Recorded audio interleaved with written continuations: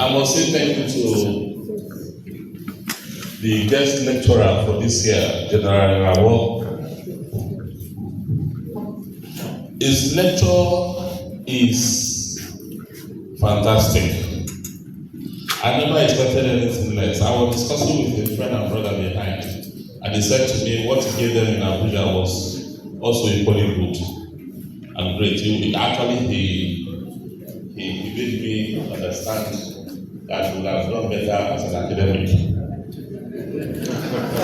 So I'm not disappointed really. I thank you, sir. I thank you. But for any paper given, there are gray areas. I saw some overlapping ideas. I also felt I saw things I felt were contradictory in nature.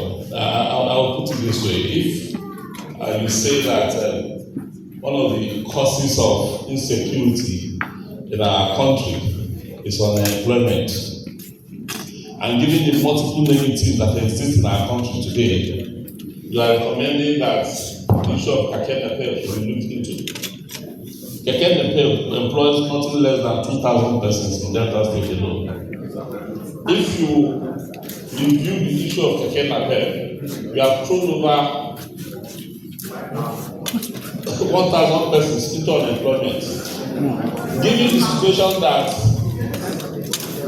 hello sir, given the situation that one of the multiple negatives that exist in our country today is the lack of electricity. So the SMEs are not functioning. They can't function. Those persons are bound to go into crime. And so the cycle of criminality continues. I do understand that you are looking at it from the point of aesthetics, but do you choose aesthetics above security issues?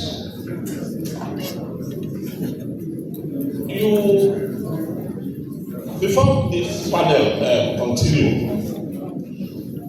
our issue here is about unity. Are there possibilities that a country will be united where there are different policies for different parts of the country? It is a crime, and I'm raising this issue with you because you played in the front theater in the fight against insurgents. It is a crime for the man from Niger Delta to seek to drink oil, but it is okay for the man in the northeast or northwest to dig gold, and government looks the other side.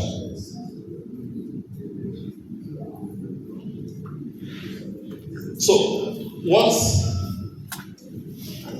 is unity all about? I will ask members of the panel, beginning from Father Koyeke, all of us here, to talk, to react to the lecture, please. Father Koyeke, I want you to react to the lecture. I wish to sincerely appreciate Most Noble General for that succinct lecture on security and insecurity. And I also had the reservations from my own perspective that the professor just mentioned. I wanted also to ask, what is in the paradigm shift of discussion, how are we judging the different reasons for the insecurity? In the Northeast, we have in Benue, the separatist agitation and the oil theft. What could be the reasons behind this, and how is it that they are all grouped together? So I didn't get a great background to it. I think they cannot be grouped together because things are behind those reactions. But generally, the talk is a special one that I will go home and also continue to digest it. So I'm grateful. Thank you. The local government chairman is a practitioner. He's down there, so he's going to give us a first-hand experience later. But what do you say? Okay, thank you very much, sir. That was the detailed one. But for me, talking about Boko Haram, and it has become, let me use the word, a norm in the country, because government in, government out, we keep on hearing Boko Haram. And what is the meaning of the word Boko Haram? Forbidding, that Western education is forbidding. And to date, I once asked a brother that this Sambisa forest we keep on hearing day in, day out. How big is this Sambisa forest that is taking us decades of years to be able to neutralize those persons hiding over there? Well, it's a good one, and also, like Professor rightly said, for us to unite as a nation, today we keep on hearing the issues of Fulani herdsmen everywhere. Once any man sees a drop of oil, and that drop of oil is found in his car, they get that car bumped down in the Niger Delta here. But in the north, we see car roaming about even in the villa, and nobody speaks. Well, that is a discussion for another day. Thank you very much, sir. You know, in the hierarchy of professors, there are professors, Professor A and Professor Z. I belong to Professor Z, so I will call Professor A, Professor A.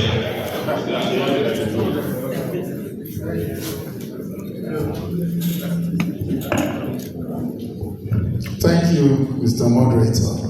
I was delighted by the lecture, and I commended the lecturer for being so articulate. In his lecture, he emphasized the link between insecurity and development and underdevelopment. He talked about the psychological scars of insecurity, and I'm very familiar with that. Most of you know I went through that experience in the hands of kidnappers in the state. He also referred to a huge amount of 2 trillion naira in the hands of criminals in this country, virtually richer than some states. There are serious security implications of that. He said that the ransom paid is higher than the defense budget for a year. Isn't that scandalous and frightening? And he also talked about elite mismanagement of national resources. Those are some of the points which he made that attracted my attention.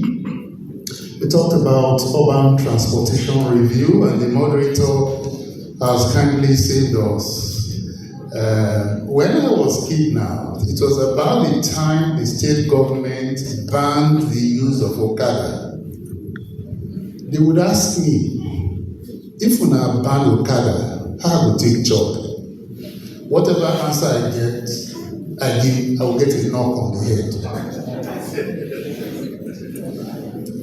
Wicked government. So, well, we are interested in the aesthetics. I understand that even in Warri, it's as if kekes are more than human beings.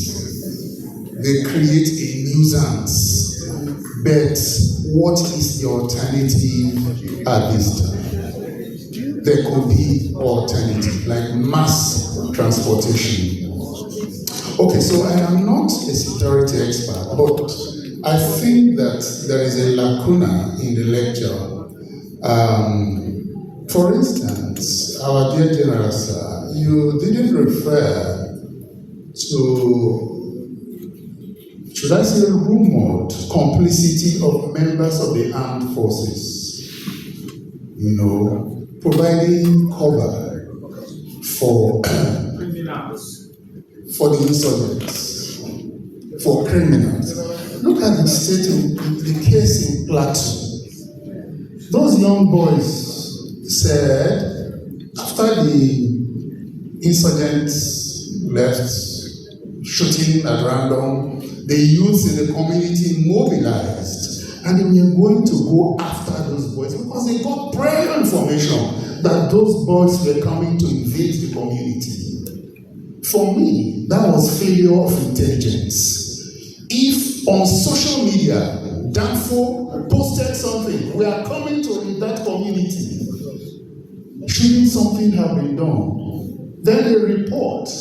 If it is not true, well, we stand to be corrected. But that's in the public domain. All right? When these boys were going to go after those hoodlums, 2 Hilux vehicles showed up with Nigerian soldiers and prevented them. Is that true? If it is true, it is a failure of results of the state. So, the final point I will make at this point is that the Nigerian people have lost confidence in the ability of the Nigerian government to provide security for the people of this country. I rest.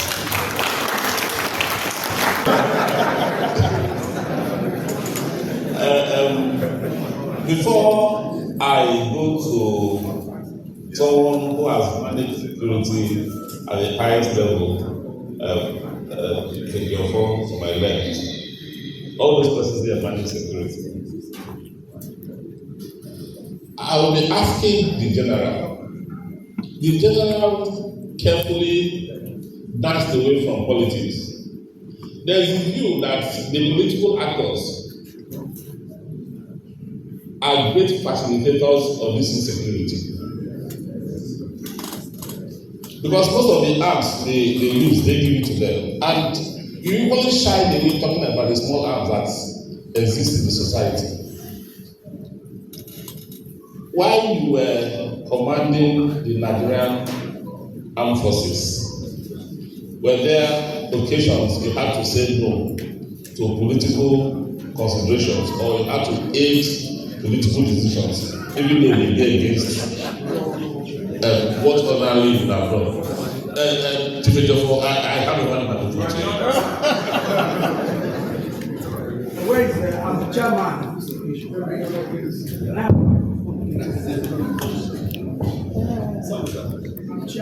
I just want to make a quick observation.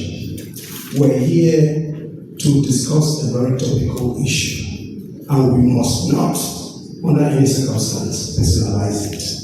We do respect to everybody. So if you're making your contribution, speak to the topic and address it intellectually with due respect to the issues in discourse. Please, I hope that we should maintain that line and not trivialize or personalize it to any. Thank you very much.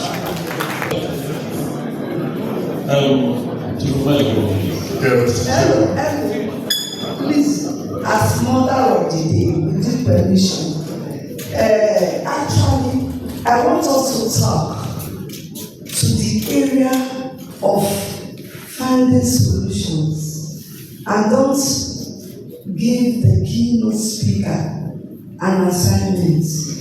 He is a retired man. You don't put him in a very tight corner. Please, I beg of you. Just a comment. When I was asked to come here as a discussant, and I looked at the topic, and look at the chairman of education, look at the guest speaker, it reminded me of a story in our earlier days in the secondary school.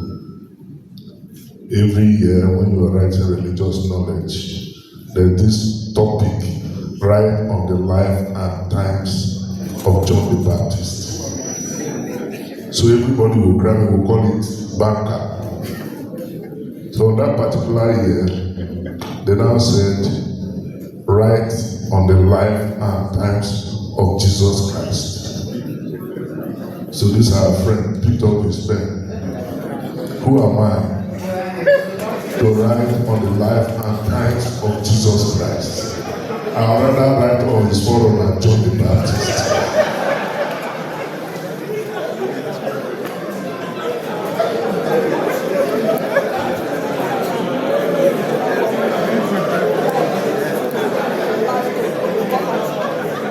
Then you started his answer. Of course, you know the outcome of the result. So, your guess is as good as mine. Honestly, the topic is very, very germane and timely at this particular time. Nigeria is going through a lot of security challenges and it's deteriorating and getting worse by the day. What do we do? The topic says insecurity, bane of our unity and progress. Now, if you rely on government, like the Secretary to Government said, to provide all the necessary security, you're wasting your time. Because, first of all, the government doesn't have sufficient manpower. And even the security forces are not adequately funded. We must say this, and it's open. So when I see the Chief of Defense Staff, the highest military person in Nigeria, and the Chief of Naval Staff, you know my predicament. Now, it was McNamara that said, if there is no security, there will be development. And if there is no development, there will be security. I want to restrict ourselves to Delta State. Let us not go national now because we have a lot of challenges. How united are we in our state? Like the key speaker said, that Delta State is a microcosm of Nigeria. There's nothing you find in the whole country that you don't find in Delta. So Delta should be a model. How do we fight insecurity? We must commend the state government by establishing operational Delta State Hawk, the vigilante, financing the various security agencies, because it's the state government that actually funding our security, federal security forces. So, how many communities have you gone to see that are united? There are many communities that are in disarray. The traditional ruler is not recognized. The town union is operating on a different level. How can they come together to discuss insecurity in such communities? So the government must, at this time, try to work out modalities of uniting everybody, because united we stand, divided we fall. So there must be this unity, first of all, before we succeed. And again, I've always advocated on the creation of state police. The federal government has bought into the idea of creation of state police, but they are still dragging. And the ID came with a time frame of 60 months. How long shall we continue like that? What is the government doing in terms of, because the primary purpose of government is welfare and security of the people. With this deteriorating insecurity, what are we going to campaign with? And it's very, very embarrassing that we have found ourselves in this. So I want to commend on this as my opening remarks, to commend the key speaker for giving us some of the insights, even though, you said in your opening remarks that you should have been a professor instead of a military man. Thank you.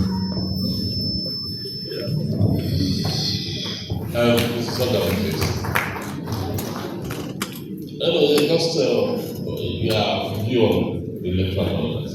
The lecture given is so educative insightful, and I want to appreciate the General for finding time to put his paper together. But what I want to look at is where he spoke of healing the wound of those that are affected. How do we heal these wounds? We gave a story of a woman and the husband in the village who were physically present, but they do not know whether there is life in them anymore. And that calls to say that many people are injured, many people are traumatized, many people are sad in a country like Nigeria, where the rich remains the rich and the poor remains the poor. I want to ask, please, the margin is so large. How do we bring people together to forgetting and forgiving the wounds and the injury they have sustained in being part of this country? Thank you. Thank you very much. We will now look at a very germane issue the General raised, which for me is important and is a reality.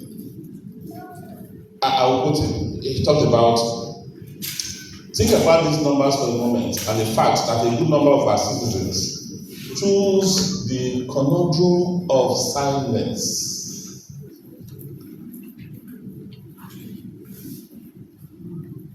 People do not report to the police due to lack of trust or belief that no action will be taken. Simply put, Nigerians have lost trust in the law enforcement agencies. Father Kuneke, what do you have to say on that?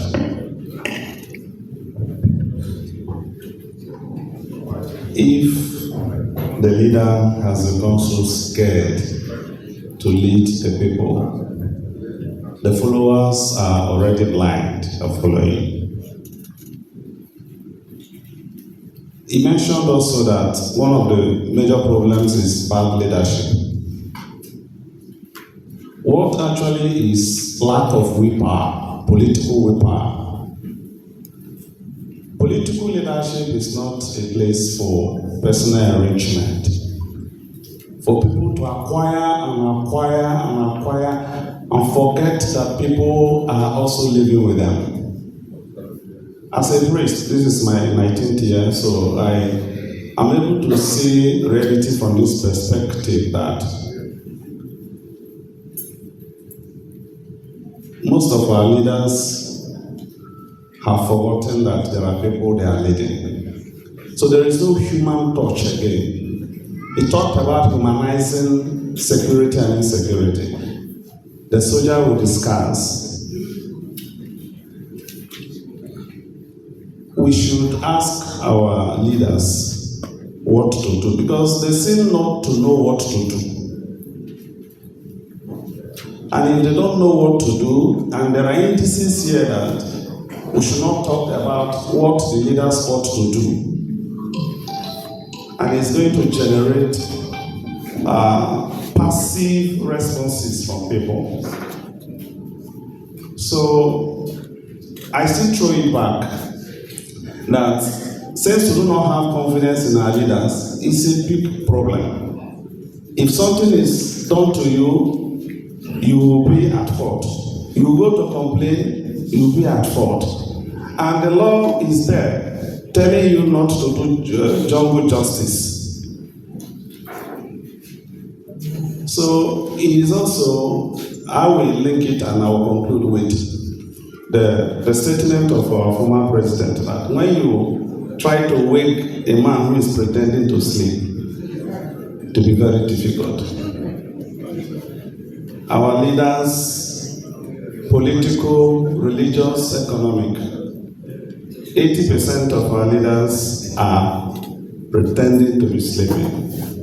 And that is why we do not know who to run to. I also don't know that to fund the local police, the DPO and all that. In funding them, do you have confidence that they are going to protect the people, or do you also have confidence that the people trust the local police? I know persons who will tell you, I'm the go police station, I will go waste time there, I will not do the thing my own way. Do you experience such situations? Yeah, thank you very much, sir. Yes, I will say yes. There is this common saying that among the 12, there must be a Judah. Yes, we have confidence in the Nigerian security personnel, but there are some devils among them. Sorry to use the word. Why am I saying this? In the issue of drugs related, there are several times the vigilantes in the various communities we apprehend a drug dealer and hand over to the police. Before you will say Jack Robinson, you will see the person roaming around in the street, putting the life of those vigilantes in danger. And most times, we do call them and say, sir, this thing you are doing, you are endangering these vigilantes. And some of them will say, yes, there are no major proofs that those persons are drug dealers. So, these days, people find it difficult going to the police to go and explain or complain, because they so see that if they complain to the security personnel, no action will be taken. But there are still some good ones. I'll make this to say in this gathering that I respect the DSX. In whatever action, in whatever thing they are doing, they will follow it to the latter, and you will achieve the most needed result. Thank you, sir. Yeah. Prof, I just want your comment on the general's view, what is called the conundrum of silence. Do you accept it or do you say no? The lack of trust of our people now. Yes. The lack of trust. You see, if you place that comment within the context of the entire lecture, you will see that it's profound. You know, Rabo has had practical experience, and a man at that level, when it comes to address an audience of this nature, he speaks from experience. Experience also teaches you to walk gingerly. There are certain things you don't say. He may know, but you can't say them. That is also security. We should show that respect to his person and to his previous office. As an officer, he remains an officer. All right. Whatever he says here has profound effects all over the country. So with due respect to you, sir, I respect your views. When you say that there is a culture of silence, people don't speak up because nothing will come out of it. It's true. All right. I was personally pained when there was an attempt to release Kelvin, my main kidnapper, when I was going to get a state pardon. You know, I couldn't even make a comment because he lives next door to me here in Delta State. So that is an example of not being able to speak up. I didn't even do an essay, as some of you know. I write for the newspapers. I couldn't write on the topic because of the fear of a backlash. All right, so that's true. General Rabo also talked about a synergy between academia, business, and policy makers in order to provide development, and then he says Delta should become a model. Talking about recommendations now, these are very profound. Then he alluded to state policing. which is what we had always advocated for when I was on the board of the Guardian. Some people say the governors will abuse it. And I say the federal government abuses use of the federal force right now.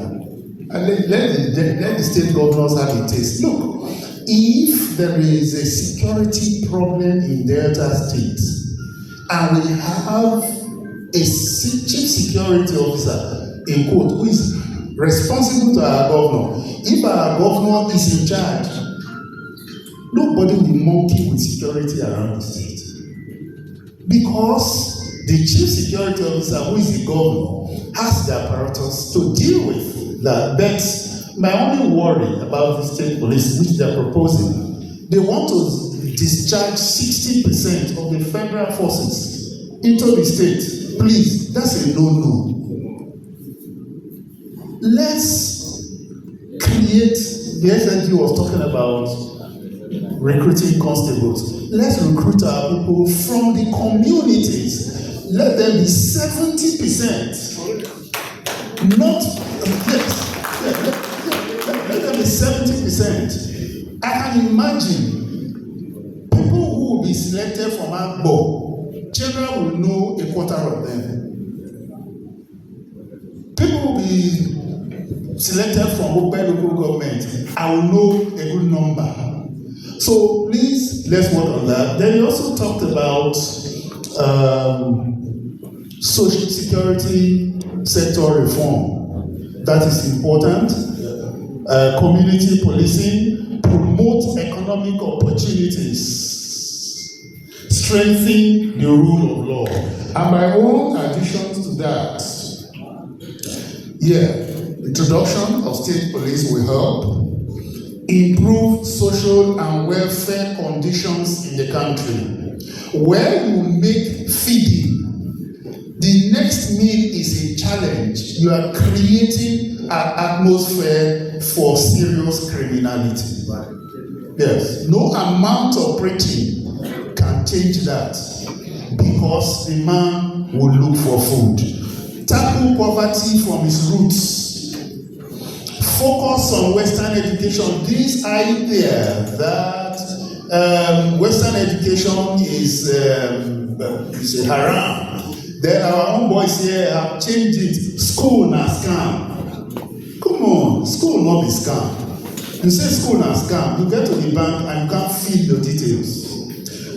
Discourage extreme ideologies or religion, because that is one aspect of it. There is a veneer of religion, religious extremities, but we know that is not the problem.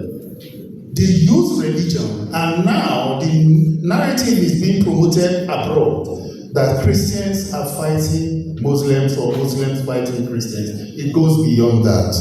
Finally, establish through practice and conventions that no one ethnic group or religion is superior to the other. I thank you. Thank you very much. I will call on Chief Ejiofor for his comment. That cliche from the general is very, very key and close to my heart. The conundrum as a silence. You see, we have established there's lack of trust and confidence in governance. What is responsible for this? And I'll continue to say it. It's because the leaders are not accountable to the people. What do I mean? If you don't go through a credible electoral process and you think you can shoot your way to power or do anything irregular to come to power, then you're not accountable to the people. So the silence is not only losing confidence in government, but that trust. And I can tell you that more than 80% of our security challenges are politically generated by politicians. They are the people causing the problem because they don't want to do the right thing. As long as we don't have that leadership in place, leadership recruitment process that is transparent, the politicians will continue to do whatever they like. So it's a win-win situation for us. And they have also weaponized hunger. That if they offer you a bag of rice or 5,000 naira, you take it and say, I will not see them again in the next 4 years. But the question is, will that 5,000 or 10,000 naira sustain for the next 4 years? Of course it will not. So my appeal to the people, for the leaders to be accountable. The money they're spending is not their money. It's our common patrimony. Collect the money and vote your conscience so that the people be accountable. Thank you.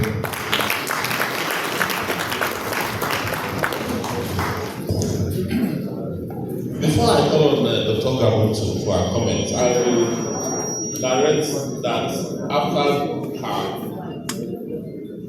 comments, we'll have 3 persons from the floor also asking questions. I'll take 1 each from each section. The question you ask is why people not trust the police? Are they our friends? There is this saying that the police is your friend. But sincerely, are they our friends? Why do we not trust them? You do not trust them because when you come to the police station, you will see that bail is free. But is it free? They hold your person, you go all the way out to bail the person, and if they know that you are a uniform person like me retired, they will even make the bail very difficult for you because they want to grab something from you. And when you refuse, this poor person will remain in detention. And if you do not help in bailing the person, when he comes out, he will say, I have an auntie who has worked as a controller of correction, retired, and there she cannot help me. The person will not know what you have gone through to helping such a person. Is police our friend? I ask you. No. Do they keep your secrets? You go to them and say, oh, the person living next door to me is so and so thing. He is an armed robber. He is a 419. He is this. Behind it will go and reveal it to the person. And that is why the prof who said that he was kidnapped by his next door neighbor could not say much. Because if he did, or he does, they will buy him. They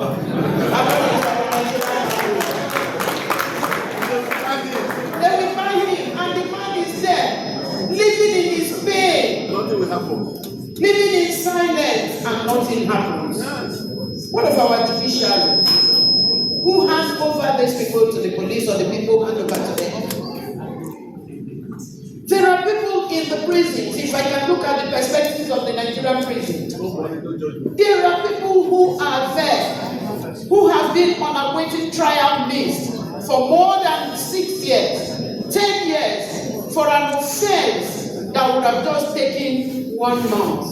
Or that person would have been given alternative to imprisonment. Go to your community and sweep your community. Go to so and so place and cut grass, or they flog the person and let him go. The congestion and overcrowding in Nigerian prison, in Nigerian correctional centers, would not have been what it is today. So let us all take the bull by the horns and say, as a teacher, I'm going to teach her well. As a lawyer, I am going to lawyer well. Yes. As a politician, I'm going to politician well. As a market woman, I'm going to do my best so that Nigeria will become a secure place. Thank you. Boniface Opia, an academic. I am very much delighted with the recommendations or comments the speaker made regarding creating an ecosystem that will involve academia, government, and industry with focus on co-creation. It would be good if the speaker will perhaps let us know if he has proposed a structure or if he's working on a structure to actualize this. I would be very much excited that being part of that structure. I'm currently working on a similar project that will reinforce what the speaker has proposed. Thank you very much. For this event, I call on the chairman of NUJ Delta State, Joshi Oyume. I want to add to the body of knowledge contained in the keynote speaker's lecture. There's one problem in Nigeria which we have not been able to address, and it's very institutional,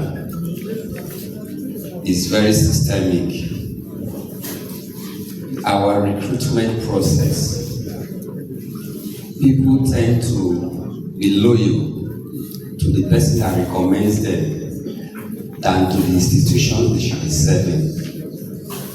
That's why a military man will give off information to dissidents, to terrorists, to ambush military on patrol.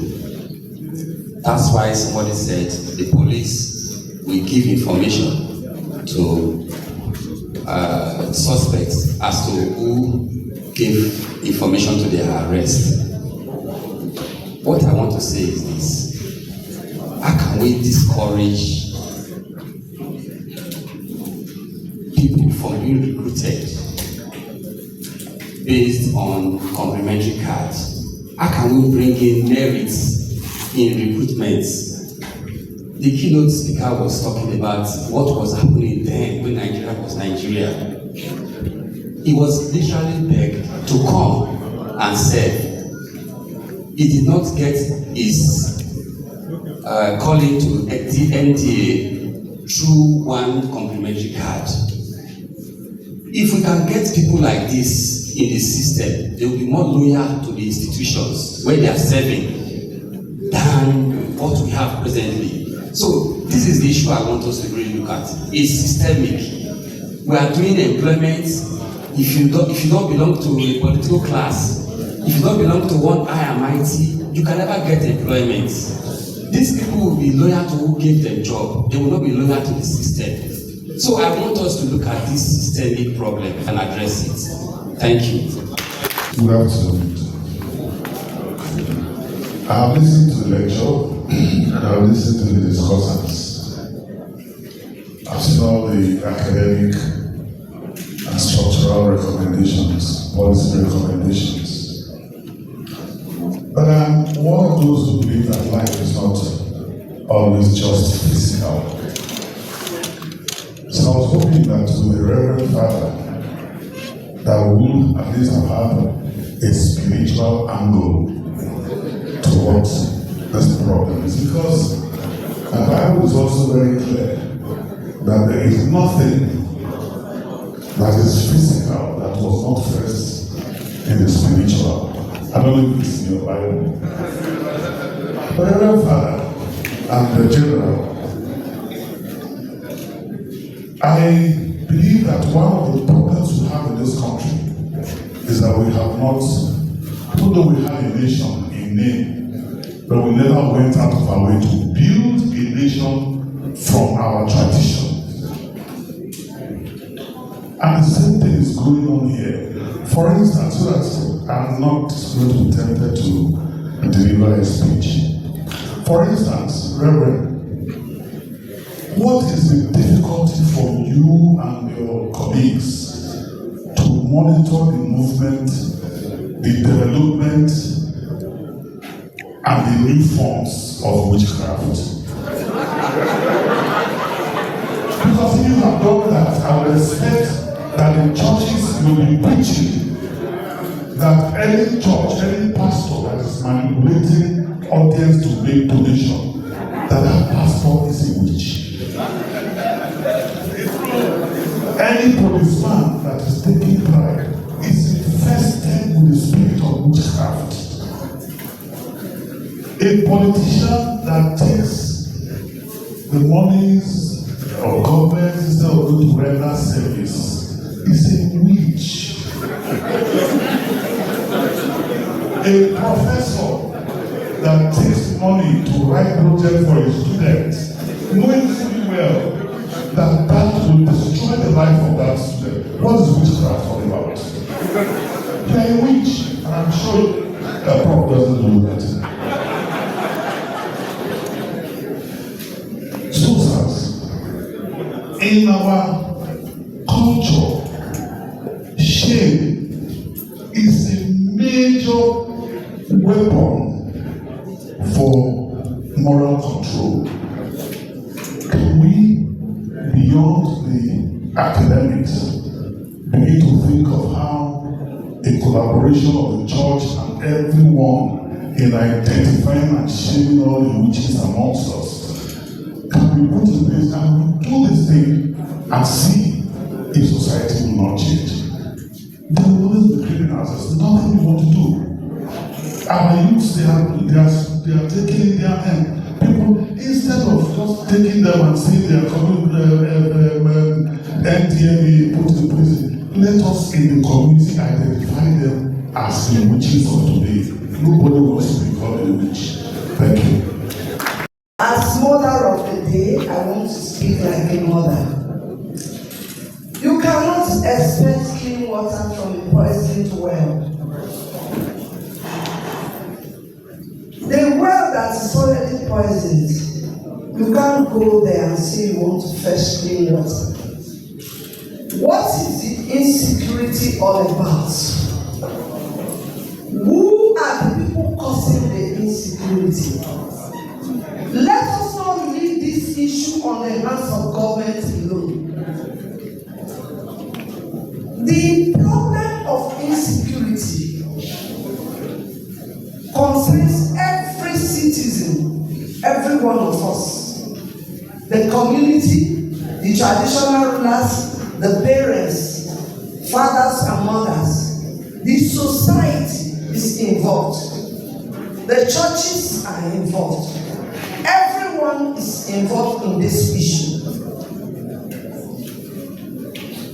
Do you see an old man, a chief, going out to go and steal, or an elderly woman like me driving to go and kidnap somebody?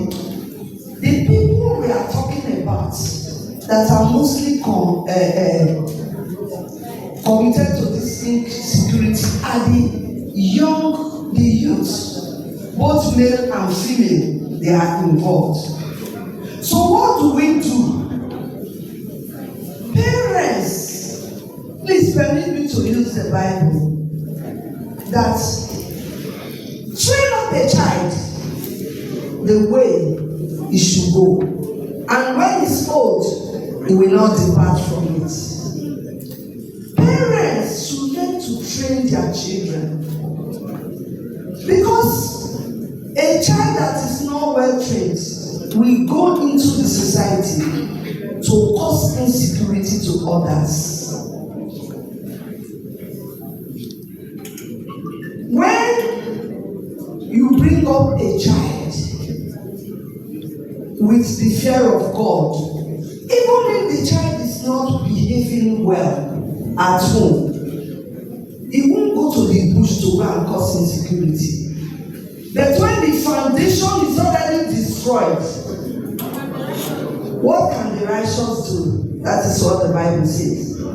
So I'm throwing this problem of insecurity back at us. Every one of us is involved. The society should help themselves. Neighbors should help themselves. If you throw this issue only to the government, the road is very long. We have to look inwards. Inwards. Neighbors should help neighbors. Every child is your child. Every neighbor, every child in the society is my child. And if I have a bad child as a neighbor, I will call the child and speak to the child. The person who kidnapped the professor was a neighbor. If they were friendly and they used to talk to each other, and he was able to be talking to him about morals, I'm not sure he could kidnap him.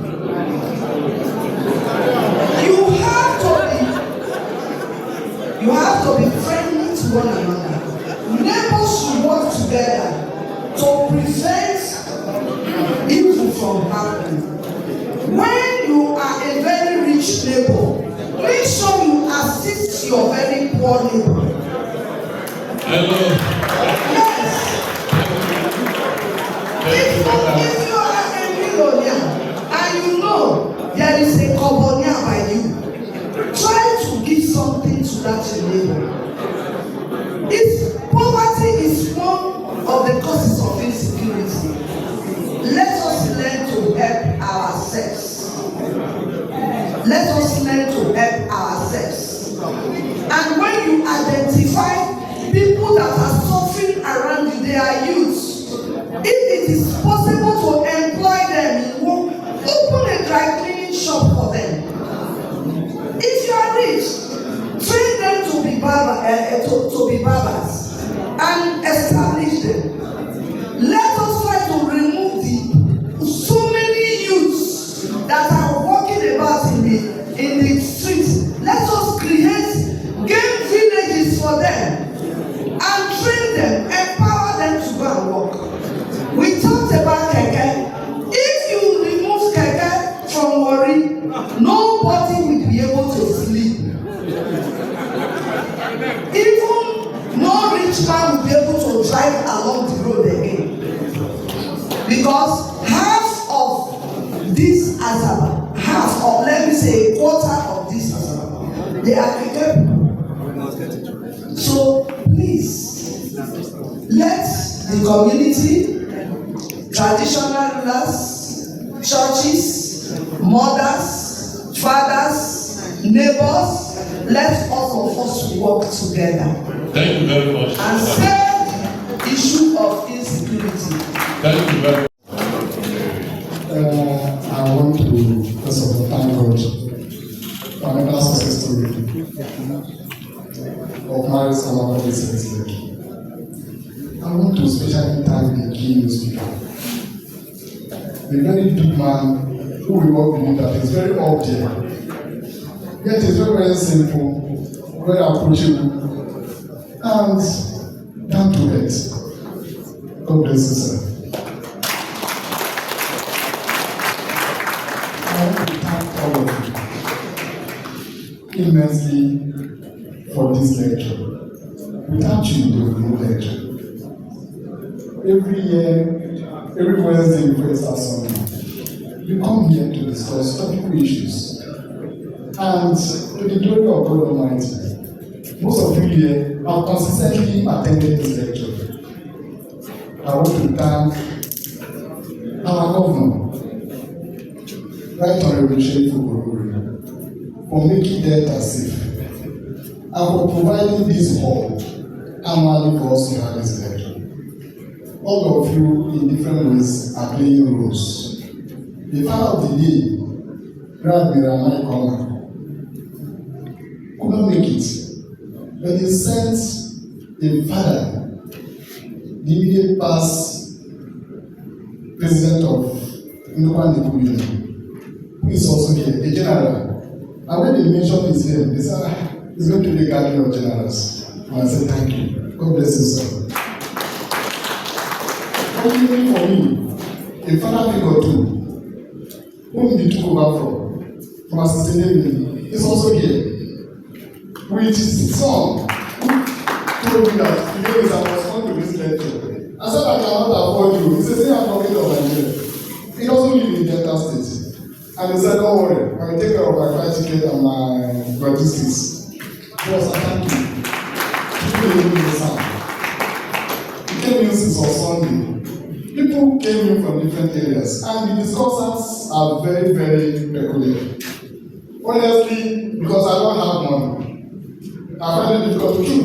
This lecture is asking, but God has sustained it.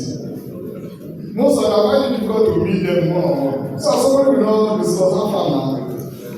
I try to call them on phone. You go come, they've chosen you. So voluntarily too, they are set. We have Dr. Kubo here. He has been here before as a discussant. And thank you, sir. Samantha Joko is a special person. He doesn't live in there. So calling him because of the topic was also tough. Before you will ask me about logistics, naturally we know we are supposed to provide those things. So when you want to call them, somebody that is living in Abuja or Lagos, you have to think twice. But immediately I called him, he said, "Oh, well, I will be there." I said, so easy. I thank you, sir. Luckily for me, his younger brother, Chief Ejofo, has always been with us too. When he was deputy chief of staff, I was working with Chief Benjamin of the same name now. The doctor, I want to thank you. I met her when she was with Father John Konyeki. They were organizing their annual harvest. And Father John Konyeki said, "Look out for Fidelis, so I will work with you." And just through phone call, she said yes, she will come as a discussant. God bless you. Father John is just a peculiar case. The chairman of education is a thorough man. Abdullah Dele Isoba. I said, before we are sent to the chairman of that occasion, I want to know those who will appear, whose name will appear on the card. Very tough. And he gave me just 24 hours to provide those names. Luckily for me, we were in Bayelsa to bury the former deputy governor of Bayelsa State. And I saw Professor Obeyaga. I saw Ghana, you go come and discuss and because when we talked about them, well, they said, don't bring politicians. If you don't have the power, so let's go from that academics. So when I saw Professor Obeyaga, I said, don't worry, I will be here. And today, he's here with us. All the way live in Delta. So he came all the way from Lagos. God bless him. Okay, it's one of us. And because of the topic, we need a chief security officer of a local government council. And through just one phone call, he agreed that don't worry, I will be there. And he's also here. And he did very well too, as a youth, one of us. So thank you, Chairman. God bless you. You see, when you say mother of the day, there are certain persons that you can really call mothers. In their action, in whatever they are doing, there's a mother. Every politician in Delta State knows her. Because it's not that she plays active politics, but the role she plays at every political event, mainly campaign venues. So when I called her, I said, you say everything I could be. I said, you will be mother of the day. She said, don't worry, I will be there. Put my name on the card. She said, I was asked to produce all these things within 24 hours. And luckily for us, we got all of them. But I thought Konyeki has always been there with us. From the beginning, he has never missed this lecture. That is coming as a spiritual father of the day. We must find a role for him. If the discussions are not complete, Father John will fit in. If we need a spiritual father, because there is no father of the day, Father John will become father of the day. So Father John, he doesn't live in Nassau. He's doing his PhD, just rounding up his PhD in Catholic Institute of West Africa, Port Harcourt. But he always make out time to attend. I want to thank you. If I miss somebody that is here, the dear God will put you on. In short, Professor Kenya Mina. Professor Kenya Mina has always been an elder brother, right from our days in Pointer. He was a reporter in the Pointer newspaper. I met him in 1990s in the Pointer. Then he left there to the university. And since then, even till now, if I'm wrong, he will just caution me without looking back as an elder brother. Ojeka, God bless you. So without having a moderator like him, I wonder what we'll be having as a Maris lecture, because he always said the place, make it to be relaxed, make it strong, and make it more interesting. But I thank you. I can't thank all of you, but there is a Pointer family, that's the family I belong to. I'm a staff of the Pointer, I'm also government as a politician now. I want to thank you especially. Then married school, students of married school, I want to thank you. But in married schools, we have a priest at the Catholic Mass Center. Reverend Father Andrew Mose, he's here with us. And I know he's a traditional student. Father, thank you. God bless you. Yes,